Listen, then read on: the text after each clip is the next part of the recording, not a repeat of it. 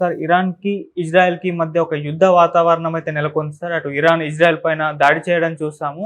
అయితే ఇప్పుడు ఇజ్రాయెల్ కూడా ఇరాన్ పైన దాడి చేసే ఛాన్స్ అయితే కనిపిస్తున్నాయి. మరి యుద్ధం జరిగే అవకాశం ఉందా? మరి ఎందుకంటారు సార్? ఇరాన్ అటాక్ చేసింది సండే. దాదాపు 300 మిసైల్స్, క్షిపణులు వాటితో అటాక్ చేసినట్టుగా ఇజ్రాయెల్ మీద.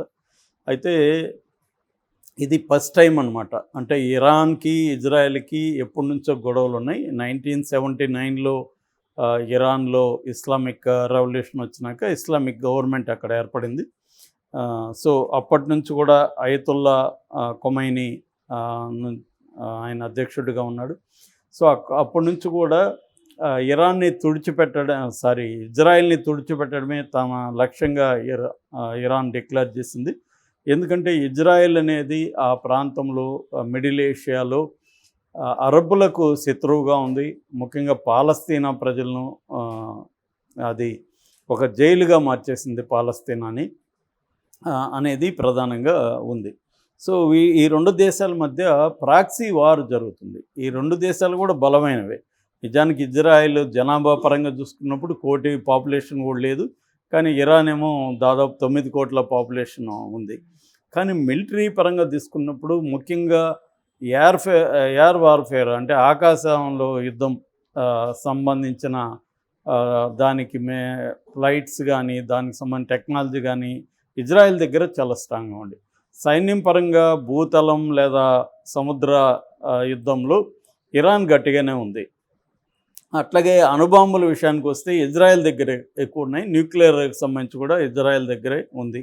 ఇక్కడ కూడా ఇరాన్లో ఉందని చెప్తున్నారు, కానీ ఇరాన్ దాన్ని కన్ఫర్మ్ చేయట్లేదు. నేను ఎనర్జీ కోసం వాడుతున్నాను తప్ప వార్ఫేర్ కోసం న్యూక్లియర్ ఎనర్జీ మేము డెవలప్ చేయట్లేదు అంటుంది. కానీ న్యూక్లియర్ ప్రోగ్రామ్ ఉంది.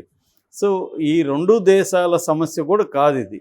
ఇదేంటంటే అమెరికా ఎప్పటి నుంచో ఇజ్రాయెల్ వైపు ఉండి ఇక్కడ అరబు ప్రపంచాన్ని, అక్కడుండే ఆయిల్ రిసోర్సెస్ని తన కంట్రోల్లో ఉంచుకోవడానికి కోసం, రెండవది స్ట్రాటజిక్గా అంటే జియో పాలిటిక్స్లో తను స్ట్రాటజిక్గా తను బలపడడం కోసం ఇజ్రాయెల్ని అమెరికా వాడుకుంటుంది.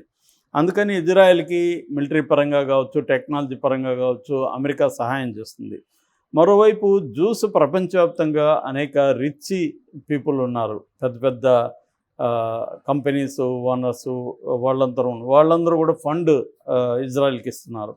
అందుకని ఇజ్రాయెల్ ఏంటంటే టెక్నాలజీలో చాలా అడ్వాన్స్డ్ టెక్నాలజీ డెవలప్ చేసుకునేది. వార్ఫేర్ కావచ్చు, సైబర్ వార్ఫేర్ కావచ్చు. ఎందుకంటే మనం కూడా మన దేశంలో నుంచి ముఖ్యమంత్రుల దగ్గర నుంచి ఇక్కడ కూడా ఇప్పుడు ఫోన్ ట్యాపింగ్లో టెక్నాలజీ కానీ ఎక్విప్మెంట్ అంతా కూడా ఇజ్రాయెల్ నుంచి తెచ్చుకున్నారని, అప్పట్లో కూడా పెగాసస్ అని సాఫ్ట్వేర్ని ఇజ్రాయెల్ నుంచి తెచ్చుకున్నారని, అదంతా కూడా వాస్తవమే. ఎందుకంటే ఇజ్రాయెల్లో సైబర్ టెక్నాలజీ అనేది చాలా అడ్వాన్స్డ్గా ఉంటుందన్నమాట.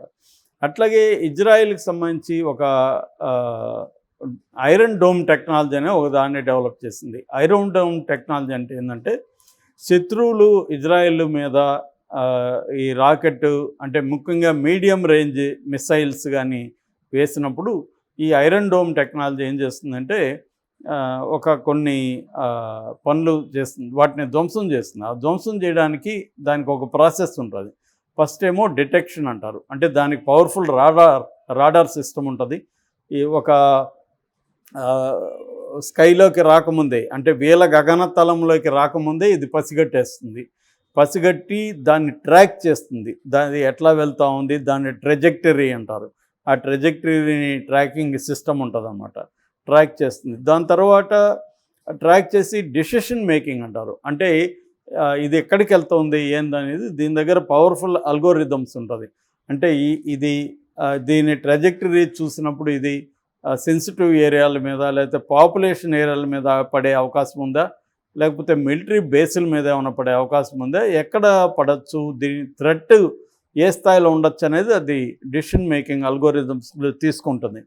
తీసుకున్నాక దీనికి థ్రెట్ ఎక్కువ ఉందనుకుంటే ఇంటర్సెప్షన్ అంటారు. దాన్ని ఆపుతుంది. ఇది వెళ్ళి ఆపు ఏం చేస్తుందంటే దాన్ని డిటోనేటర్ని డిఫ్యూజ్ చేస్తుంది అనమాట. అంటే అది పేలకుండా చేసేస్తుంది. సో చేసిన తర్వాత కూడా దీన్ని ఎవాల్యుయేట్ చేస్తుంది మొత్తంగా.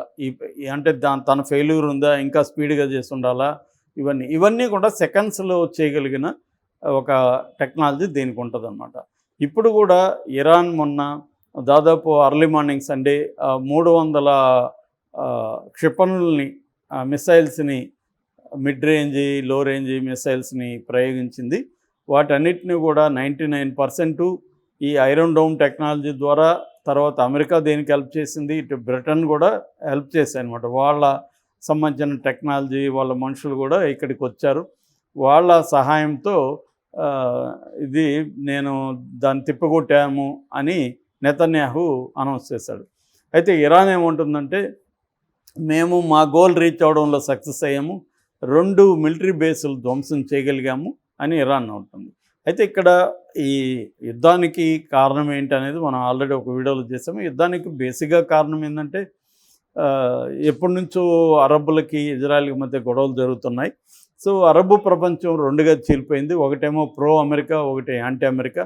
సో సౌదీ అరేబియా లాంటి ప్రో అమెరికా ఉన్నాయి, ఇరాను, ఇరాక్, తర్వాత పాలస్తీనా కంట్రీసు, లెబనాను, ఇలాంటి దేశాలంతా కూడా యాంటీ అమెరికాగా మారి 2 శిబిరాలు అయిపోయినాయి. ఈ అమెరికా ఏం చేస్తుందంటే, మెల్లగా సౌదీ అరేబియా లాంటి దేశాలను కూడా ఇజ్రాయెల్కి మిత్రుడిగా చేయడం కోసం ట్రై చేస్తుంది. యాక్చువల్గా అక్టోబర్లో హమస్ దాడి చేయకముందు నార్మలైజేషన్ ప్యాక్ట్ అనేది ఇజ్రాయెల్కి సౌదీ అరేబియాకి మధ్య చేయించడానికి అమెరికా పూనుకొనింది. ఆ టైంలో హమాస్ వారు జరగడం వల్ల అది బ్రేక్ అయింది.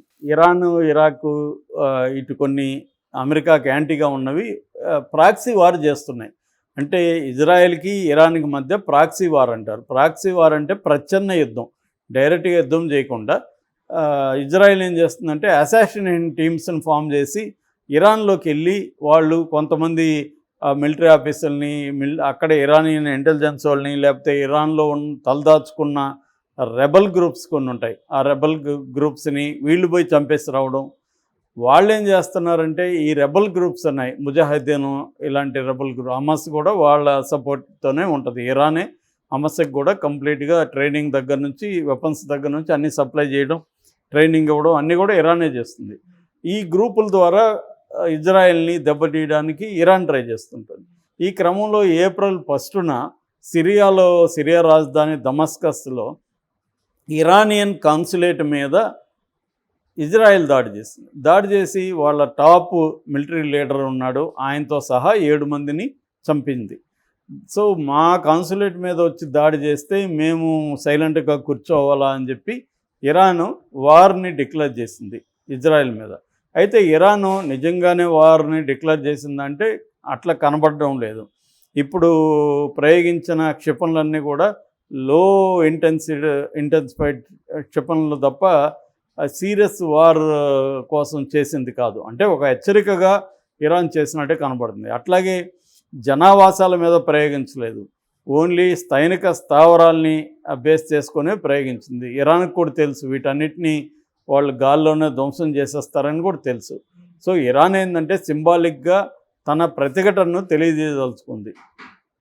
అయితే ఇజ్రాయెల్ ఇప్పుడు దాన్ని 99% నాశనం చేశానంటుంది. ఇప్పుడు ఇజ్రాయెల్ నెతన్యాహు నేను వదలము, మేము ఇరాన్ మీద ప్రతీకారం తీర్చుకుంటాం అంటున్నారు. ఇప్పుడేమన్నా యుద్ధానికి వీళ్ళు సిద్ధమయ్యి రిటాలియేట్ చేస్తారా, చేసి ఇరాన్ మీద దాడి చేస్తారా? ఇరాన్ మీద దాడి చేస్తే మాత్రం ఇజ్రాయెల్ ఇరాన్ లాగా బిహేవ్ చేయదు. ఇజ్రాయెల్ మనుషులను చంపడం మీదే టార్గెట్. మనం చూసాం గాజాలో 33,000 మందిని చంపేశారు అక్టోబర్ నుంచి ఇప్పటి వరకు. అందులో సగం మంది పిల్లలు. హాస్పిటల్స్ మీద బాంబులు వేయకూడదని ఇంటర్నేషనల్ చట్టాలు అనేకం చెప్తున్నా కూడా ఇజ్రాయెల్ వినట్లేదు. సో రేపు పొద్దున ఇరాన్ మీద దాడి చేసిన ఇజ్రాయెల్ ప్రాణ నష్టం పెద్ద ఎత్తున ఉంటుంది. ఇప్పుడు ఇరాన్ చేసినట్టు ఇజ్రాయెల్ చేయదు, ఎందుకంటే ఇజ్రాయెల్కి అమెరికా సపోర్ట్ చేస్తుంది. అమెరికాను కూడా కేర్ చేయట్లా. మనకి ఇక్కడ రాజకీయ నాయకులు పోలీసులను పెంచి పోషించినాక రాజకీయ నాయకుల మాట కూడా పోలీసులు వినరు, కేర్ చేయరు. అలాగే ఇజ్రాయెల్ని అది పెంచి పోషించినాక ఇజ్రాయెల్ అమెరికా చెప్తున్నా కూడా వినట్లా. అమెరికా ఎప్పటి నుంచో చెప్తుంది హమాస్ పేరుతో మీరు గాజా మీద దాడులు ఆపండి అని, కానీ వినట్లేదు. అట్లాగే ఇప్పుడు ఇరాన్ మీద కూడా మీరు దాడులు చేయొద్దని అమెరికా చెప్తూ ఉంది, కానీ వింటారా అనేది డౌటు. ఇజ్రాయెల్ కానీ వినకుండా అమెరికా మీద ఇరాన్ మీద దాడులు చేస్తే మాత్రం అక్కడ ప్రాంతీయ యుద్ధం వచ్చే అవకాశం ఉంది. ఎందుకంటే ఇరాన్కి సపోర్ట్గా రష్యా నేను రంగంలోకి దిగుతానంటుంది. రష్యా దిగితే చైనా దిగే అవకాశం ఉంది. లెబనాన్ ఇట్లాంటి దేశాలు ఇరాన్కి సపోర్ట్గా వచ్చే అవకాశాలు ఉన్నాయి. ఇటేమో అమెరికా ఆల్రెడీ రంగంలో ఉంది, ఇజ్రాయెల్కి బ్రిటన్ ఉంది, కొన్ని నాటో యూరోపియన్ దేశాలు వచ్చే అవకాశం ఉంది. ఇవన్నీ కానీ మోహరించాయంటే మాత్రం ప్రపంచ యుద్ధం వచ్చే అవకాశం ఉంది. దానివల్ల ఇండియా లాంటి అలీన దేశాలకు కూడా ఎఫెక్ట్ పడుతుంది. ఆల్రెడీ నిన్న మనకి దాదాపు 8 లక్షల కోట్ల నష్టం షేర్ మార్కెట్లో వచ్చింది. ఇదంతా కూడా యుద్ధ ప్రభావం అనేది ప్రధానంగా ఉందన్నమాట. రెండోది, మన ఆయిల్ రేట్లు విపరీతంగా పెరిగిపోతున్నాయి. ఎలక్షన్ల కోసం వెయిట్ చేస్తున్నారు. ఎలక్షన్లు అవ్వగానే పెట్రోలు, డీజిల్ బీభత్సంగా పెరిగిపోతాయి. దీనికి కారణం ఏంటంటే అంతర్జాతీయ ఈ సంక్షోభం వల్ల మనకి క్రూడ్ ఆయిల్ సప్లైస్ అనేవి రేట్లు పెరిగిపోతాయి అన్నమాట. సో అందువల్ల యుద్ధాన్ని నివారించాల్సిన బాధ్యత అమెరికా లాంటి దేశాల మీద ఉంది. ఇండియా కూడా ఇరు దేశాలకు చెప్తుంది మీరు సంయమనం పాటించమని. మరి అది పాటిస్తారా? ఇజ్రాయెల్ రిటాలియేట్ చేస్తే మాత్రం పరిణామాలు తీవ్రంగా ఉంటాయి. అయితే ఇజ్రాయెల్ కూడా తొందరపడి చేయదలుచుకోలేదు. అన్నీ తన వైపున తిప్పుకోవడానికి అనేక కంట్రీస్తో మాట్లాడుతుంది ముందుగానే.